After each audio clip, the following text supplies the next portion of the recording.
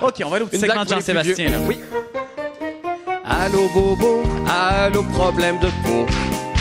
Allô Manon, en convulsion.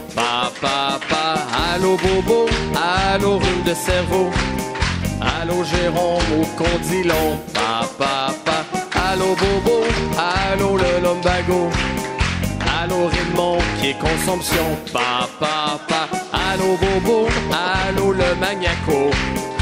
Allô Eric qui pique. Allô! Allô, Eric, et quoi? Il y a de quoi qui pique? Il y a de quoi qui pique? C'est Allô Eric qui pique.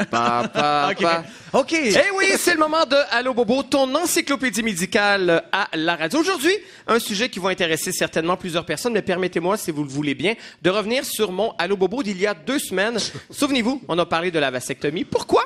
Parce que le jeune Olivier veut se faire la grande opération après s'être fait pogner 2 fois plutôt qu'une par sa jolie épouse. Or, il semblerait que ce soit de plus en plus difficile de trouver des urologues qui se prêtent à l'exercice en 2016 dans le réseau public. Alors, souvenez-vous, j'avais lancé ici un appel à tous en ondes. Je me suis dit, il y a sûrement un urologue au Québec qui trippe sur les testicules de vedettes. Et comme je vous l'ai annoncé la semaine dernière, on en a trouvé un. Et aujourd'hui, on va l'accueillir ici même sur le plateau, mesdames et messieurs. Il est urologue à l'hôpital Maisonneuve-Rosemont, l'hôpital des pauvres qui est situé dans l'est de la ville. Il a déjà traité également un problème de santé chez Fred Savard. On peut donc dire que les organes génitaux des gars de la soirée est encore jeune. Il en mange.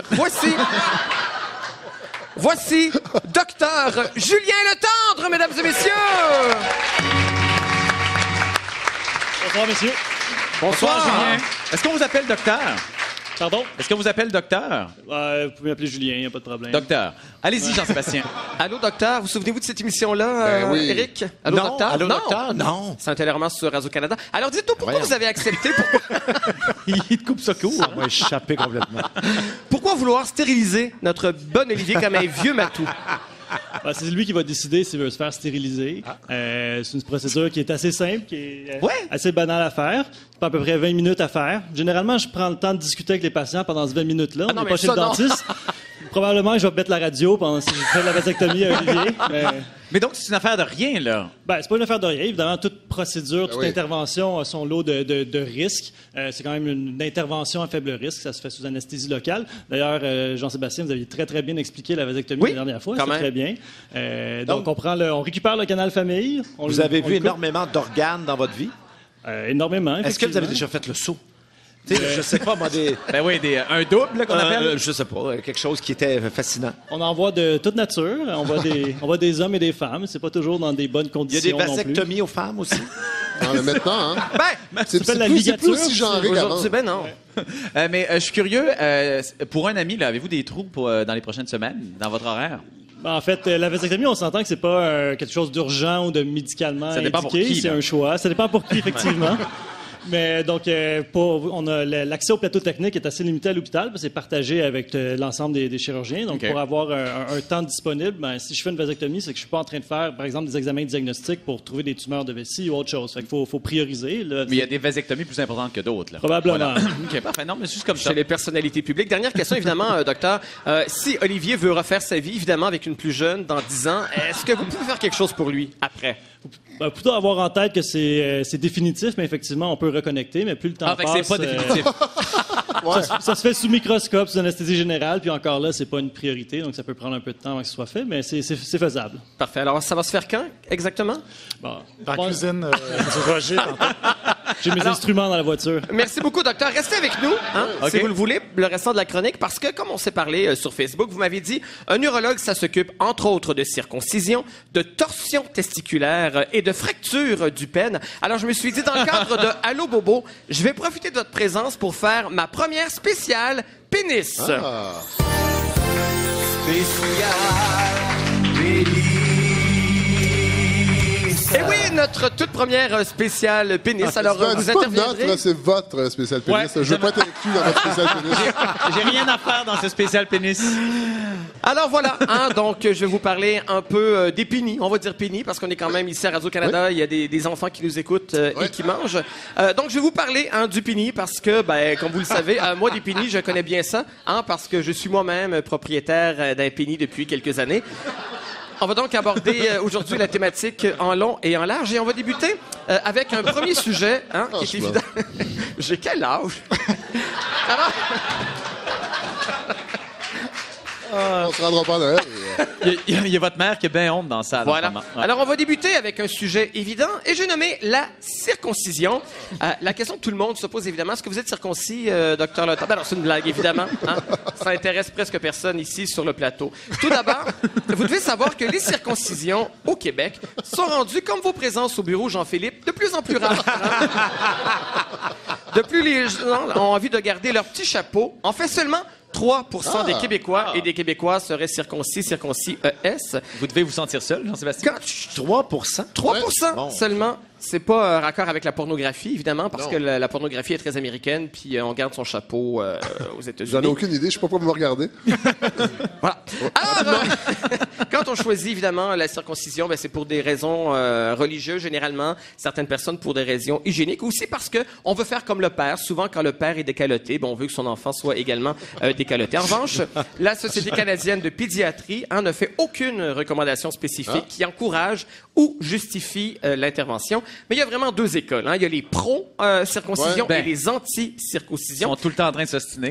Et voilà. Et selon différentes études qui ont été reliées sur le site de Canal Vie, il y aurait vraiment des avantages et des inconvénients à l'être ou pas. Parmi les avantages, on dit que l'homme circoncis aurait 60% moins de chances d'être affecté par le VPH et qu'il serait moins enclin à attraper l'herpès ou le virus du papillon humain, Jean-Philippe. L'opération diminuerait également les risques d'attraper la sida. On dit également que l'OMS, ça je pense que c'est l'Orchestre symphonique de Montréal. Non, je pense que c'est l'Orchestre Montréal Symphonique. Ah, voilà! OMS. L'Orchestre Montréal Symphonique a décidé d'inclure la circoncision des hommes adultes dans son programme de prévention de propagation de la sida dans certains pays du beau pays de l'Afrique. Mais attention, vous pouvez quand même attraper la VIH, même si vous avez perdu votre petit chapeau. Venez pas fou avec ça, évidemment. Moins de risques d'infection urinaire chez le nourrisson, moins de cancer du pénis. Mais tout n'est pas parfait.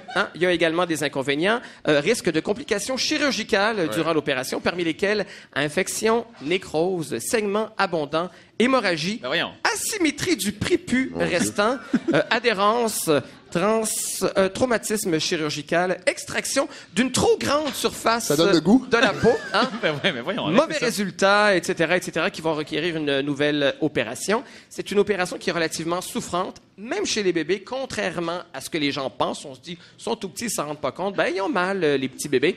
Et certains hommes disent éprouver moins de plaisir ensuite lorsqu'ils veulent obtenir un stimuli par opération. Oui. J'imagine, pour ceux qui n'en ont plus. Là. Facilement. Et moi, je suis circoncis, puisque personne n'ose se prononcer.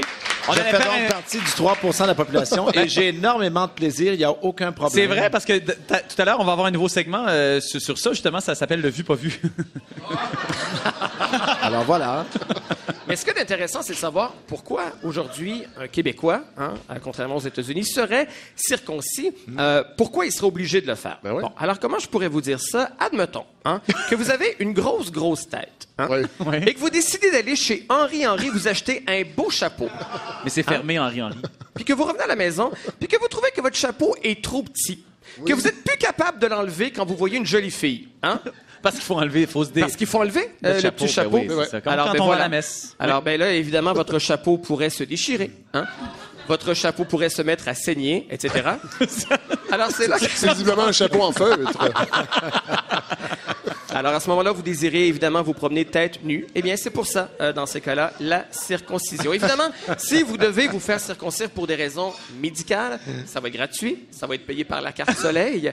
En revanche, si vous désirez avoir la circoncision là, pour faire un petit changement... Une coquetterie. Une coquetterie, comme on dit nouvelle coupe de cheveux. Une nouvelle coupe de cheveux. Vous allez devoir payer de votre poche. En passant, Et ce sera de permanente. Fait historique intéressant que le docteur m'a partagé, semble-t-il, que la circoncision s'est répandue beaucoup aux États-Unis parce que les médecins croyaient que la circoncision diminuait la masturbation chez les garçons, qui, elles, rendaient les garçons un peu fous, qui leur donnaient des troubles mentaux. Et aujourd'hui, il y a une forte proportion d'Américains qui font exactement comme le père. On veut que l'enfant, comme je disais tantôt, le soit également. Et on termine avec une autre pathologie en Dupini. Peut-être juste sur la circoncision, c'est peut-être pas une bonne idée de se faire circoncire pour prévenir la sida. Et je pense qu'un condom, c'est encore mieux. Ça aide à prévenir la chlamydia, la gonorrhée, l'herpès, la syphilis, le chancre mou, l'info-non vénérien. Mais je pense qu'encore le condom, c'est la meilleure solution ici. Ben voyons donc. Pour vrai? C'est pas une chronique santé là, qu'on fait ici. Là. C'est de l'humour.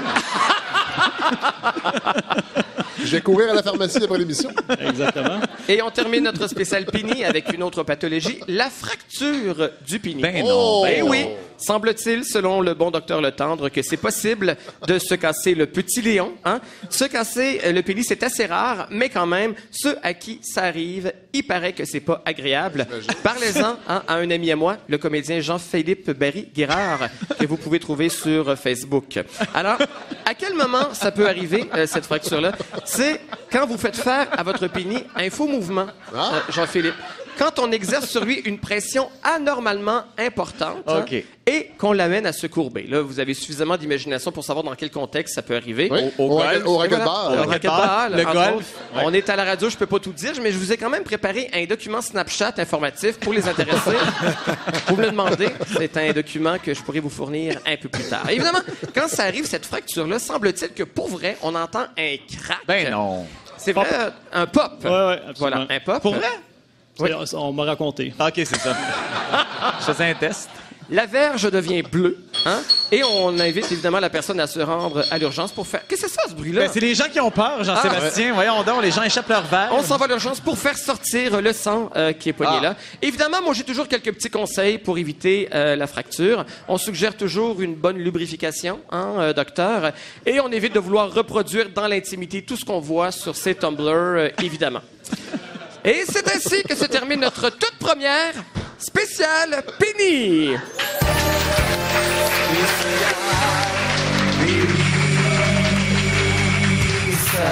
Notre spécial Pini qui était présenté dans le cadre de Allô Bobo! Allô Bobo, allô problème de peau. Allô Manon, en convulsion. Pa, pa, pa. Allô Bobo, allô rhume de cerveau. Allô Jérôme, au condylon, pa, pa, pa. Allô Bobo, allô le lumbago. Allô Raymond, qui est consomption, pa, pa, pa. Allô Bobo, allô le lumbago. Allô Eric, qui pique.